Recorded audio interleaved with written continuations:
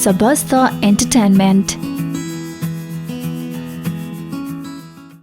विगत केही समय यता श्वेता खड्का निकै विवादमा आउने छनक देखिन थालेको छ। माझी बस्तीका कारण उनको चर्चा कुनै समय राम्रै तवरले चुलिएको थियो। सामाजिक कार्यमा तत्कालीन समयमा एक्लै भए तापनि आँट गरी सहयोग बटुल्दै बस्ती निर्माणको लागि जुझारु देखिएकी थिइन् उनी। तर पछिल्लो हप्ता एक पबमा भएको विवादमा उनको नाम मुछिएपछि उनलाई आँखाको तारो बनाई केही खबर सम्प्रेषित भइरहेको देखिन्छ। उनले केही समय अघि सोशल मिडियाबाट नै माझी बस्तीको विषयमा लेख्दै आशा गरिएको स्रोतबाट आर्थिक सहयोग नजुटेकाले बस्ती ऋणमा डुबेको खुलासा गरेकी थिइन्। उनको फेसबुकको स्टेटसको आधारमा केही पत्रकार साथीहरूले स्थलगत रिपोर्टिङ पनि गरेका थिए। ती रिपोर्टहरू सञ्चार माध्यममा आए लगत्तै उनीमाथि नकारात्मक टीका टिप्पणीको सिलसिला बढिरहेको छ र यस विषयमा स्पष्ट बनाउनका निमित्त उनले शुक्रबार दिउँसो एउटा लामो स्टेटस लेखेकी थिइन्। 1148 शब्दको उक्त स्टेटसमा उनले हाल भइरहेको भ्रमलाई हटाउन खोज्दैछिन्। उनी लेख्छिन्, माझी बस्ती यथार्थ र भ्रम। अहिलेका केही दिनहरूमा निर्माणाधीन माझी बस्ती र श्वेताश्री फाउन्डेसनलाई जोडेर केही मिडिया मार्फत भ्रामक समाचारहरू सम्प्रेषण भइरहेका छन्। श्वेताले माझी बस्तीबाट हात झिकिन् शीर्षकका ती भ्रामक समाचारहरूसँगै माझी बस्तीका केही व्यक्तिहरूसँग लिएको अन्तर्वार्तालाई एडिटिङ गरेर एकीकृत बस्ती निर्माणको परियोजनालाई नै असर पार्ने खालका नकारात्मक सूचनाहरू सम्प्रेषित भइरहेका छन्। यसरी प्रकाशित र प्रसारित यी समाचारहरूको यथार्थता र सत्यतालाई स्पष्ट पार्न चाहन्छु। 3 वर्ष अगाडि माझी बस्ती निर्माणका लागि अगुवाई गर्ने जिम्मेवारीलाई आफ्नो काँधमा बोक्ने साहस गरिरहँदा त्यो बेलामा मेरो अगाडि र पछाडि मलाई सहयोग गर्नेहरूको लड्को थिएन। न त मसँग प्रशस्त धन नै थियो त केवल आत्मविश्वास अनि साहस। भूकम्पले क्षतविक्षत भएको माझी बस्तीलाई सम्बन्धित सरकारी निकायहरू लगायत मनकारी दाताहरूसँग जोडिदिने एउटा कडीको रूपमा आफूले भूमिका निर्वाह गर्न सक्ने मात्र पनि एउटा शान्त र स्वर्गीय बस्ती ठहरिन सक्छ भन्ने आत्मविश्वासले खचखच्याएको थियो मलाई। त्यसकै परिणाम स्वरूप राष्ट्रिय पुनर्निर्माण प्राधिकरण, बागमती प्रदेश सरकार लगायतका सरकारी निकाय र विभिन्न ब्याङ्किङ संस्था, मनकारी दाता तथा सहयोगी व्यक्तिहरूसँगको हातेमालोले आज एउटा सुन्दर बस्ती निर्माणको कार्य अन्तिम अवस्थामा पुगिसकेको छ। भूकम्पले भत्ताभुङ्ग भएको उदास र उदेक लाग्दो त्यो अवस्थाबाट एउटा सुन्दर, शान्त र मनमोहक बस्तीको रूपमा यो बस्तीले आफ्नो स्वरूप धारण गरिसक्दाको अन्तिम अवस्थामा आएर श्वेताले माझी बस्तीबाट हात उठाइन् भन्ने भ्रामक समाचार आउनु आफैमा हास्यास्पद छ। मैले यसलाई माझी बस्ती र म बीचको भावनात्मक सम्बन्धलाई चुडाल्न खोज्ने कुटिल चालको रूपमा लिएकी छु।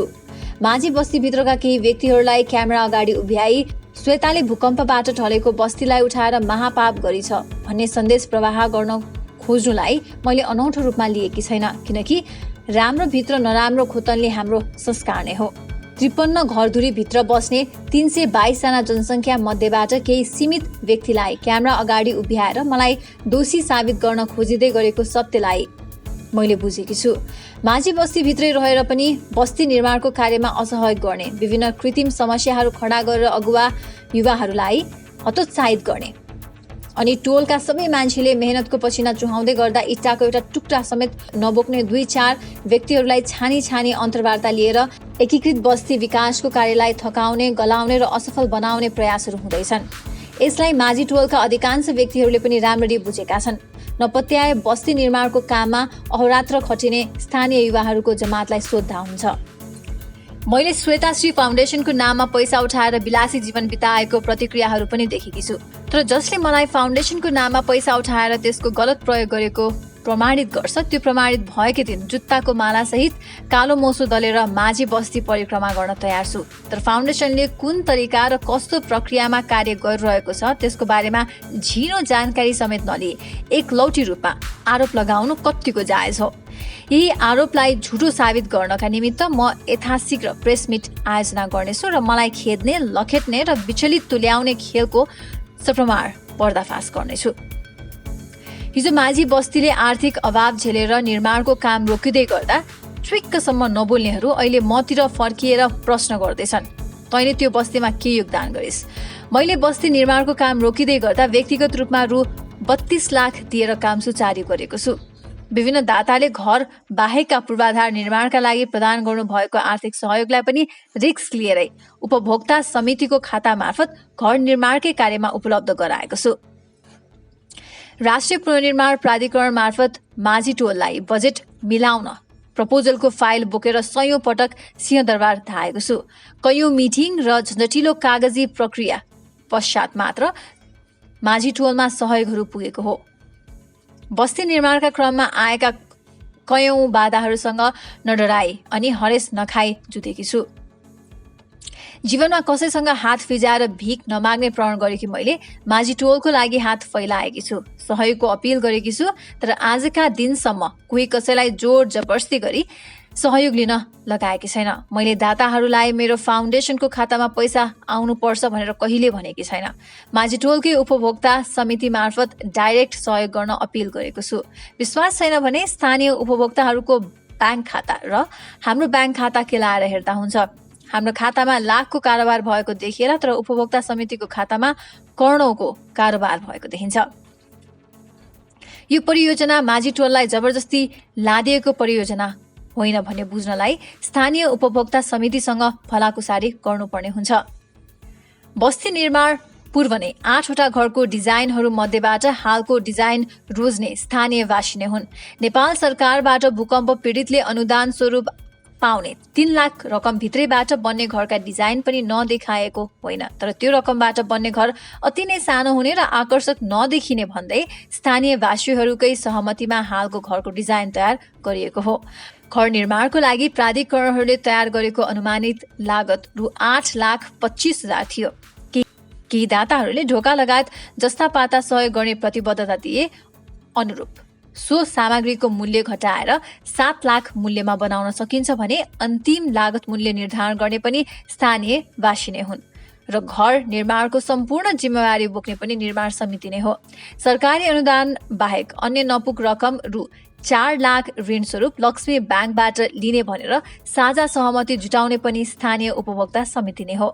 याद राख्नुहोस्, सरकारी अनुदान प्राप्त गरेका उपभोक्ताहरूलाई घर निर्माणको कार्यमा कुनै पनि संस्थाले आर्थिक सहयोग गर्न नपाउने प्रावधान छ। अतः यही प्रावधानलाई मध्यनजर गरी घर निर्माणको कार्यमा फाउन्डेसनको तर्फबाट जग्गा सम्याउने, प्राविधिक सहयोग गर्ने लगायत निर्माणको लागि आवश्यक इक्विपमेन्ट तथा औजारहरू सहयोग गर्ने भनी पूर्व सहमति भएकै हो। घर बाहेकका नयाँ पूर्वाधारहरू जस्तै बाटो, नाला, सामुदायिक भवन, बाल बगैँचा, स्वागतद्वार, वाटर फाउन्डेसन र सेफ्टी ट्याङ्की निर्माणको कार्य भने स्थानीय जनताको आर्थिक सहयोग नलाग्ने गरी श्वेतासी फाउन्डेसनले विभिन्न निकायहरूसँग आवश्यक समन्वय गर्दै स्रोत जुटाउने भन्ने कुरामा सहमति जुटेकै हो। आजका दिनसम्म पनि सोही सहमति अनुसार कार्य भएकै छ। अतः घर निर्माणको पाटोमा 4 लाख ऋण बोक्नुपर्छ भन्ने थाहा भएर बस्ती निर्माणको लागि तयार हुने 53 परिवार मध्येका केही व्यक्तिले अहिले आएर आफूलाई नयाँ घर घाँडो भयो भन्नु कतिसम्मको जायज हो। सार्वजनिक निजी साझेदार पब्लिक प्राइभेट पार्टनरशिप मोडालिटी अनुरूप जनताको पनि लगानी रहने गरी तयार गरिएको एकीकृत बस्ती विकासको यो मोडल दिगो विकासको सफल मोडल पनि हो। एनजिओहरूले सबै कुरा गरिदिनुपर्छ भन्ने परनिर्भरताको सोचलाई चिर्नको लागि जनताको सहभागिता र लगानीलाई आत्मसात गरिएको हो। 4 लाख ऋण बोकेका माझी परिवारले ऋण मात्रै देख्नु तर आफ्नो अचल सम्पत्तिको मूल्य बढेको नदेख्नु विडम्बनापूर्ण छ। बस्ती निर्माण पूर्व 25,000 आनामा बिक्री हुने जग्गाको मूल्य अहिले 90,000 पुगेको छ। 7 लाखमा बनेको घरलाई अहिले 12 लाख दिएर खरिद गर्न चाहनेहरू छन्। त्यसो त माझीहरूले बोकेको ऋणको भारी तिर्नको लागि होमस्टेको परिकल्पना पनि गरिएको छ, जसले स्वरोजगारको सृजना भई आम्दानीको स्रोत हुनेछ र ऋण तिर्नको लागि सहजता आउनेछ। यसको लागि भौतिक पूर्वाधार निर्माणको सम्पूर्ण कार्य सकिनु जरुरी छ। अतः दूरगामी सोच बनेको यो परियोजनाको मर्मलाई नबुझी यसको बारेमा गलत अफवाह फैलाउन खोज्नु कत्तिको न्यायसङ्गत होला। यतिखेर माझी टोलमा इटा र सिमेन्ट जडित भौतिक पूर्वाधारहरू मात्र बनेका छैनन्। बस्ती बन्दै गर्दा मानसिक रूपमा पनि सशक्त बन्दै आएका स्थानीयवासीहरूले आफूमा आएको मानसिक र बौद्धिक विकासको मूल्याङ्कन पनि गर्नुपर्ने हुन्छ। बनाएको घर भत्किन्छ तर मानसिक सशक्तिकरण कहिले भत्किँदैन। अत बन्दै गरेको माझी बस्तीलाई सम्पन्न गर्नु मेरो धर्म अनि कर्म हो। मैले अपिल गरेको आर्थिक सहयोग नजुटे पनि त्यो बस्तीलाई सम्पन्न गर्ने जिम्मेवारी मेरो नै हो। म मेरो जिम्मेवारीबाट विमुख हुने छैन। माझी टोलबाट हात झिकेकी भन्नेहरूलाई म एउटै सन्देश प्रवाह गर्न चाहन्छु। जबसम्म मेरो श्वास चलिरहन्छ माझी बस्ती मेरो मन मस्तिष्कबाट हट्ने छैन। मेरो अन्तिम इच्छा म मर्दा मेरो लासको चिता पनि माझी बस्तीको आँगनमा रहेको इन्द्रावती बगरमा बनाइयोस् र मेरो अन्त्येष्टि त्यही गरियोस्। उही तपाईँकी छोरी चेली श्वेता खड्का। यसरी माझी बस्तीसँगको उनको लगाव निकै नै रहेको यो स्टेटसबाट स्पष्ट हुन्छ। विभिन्न भ्रमात्मक विषयलाई अन्त्य गर्न उनले यति लामो स्टेटस राखेकी छिन्। यो स्टेटस बुझिसकेपछि यहाँलाई उनको सोच कस्तो लाग्यो कृपया कमेन्ट बक्समा लेख्न नभुल्नुहोला। कृपया सबै भाषामा कमेन्ट गर्नु। Thank you for watching. Don't forget to like and subscribe. Please press the bell icon.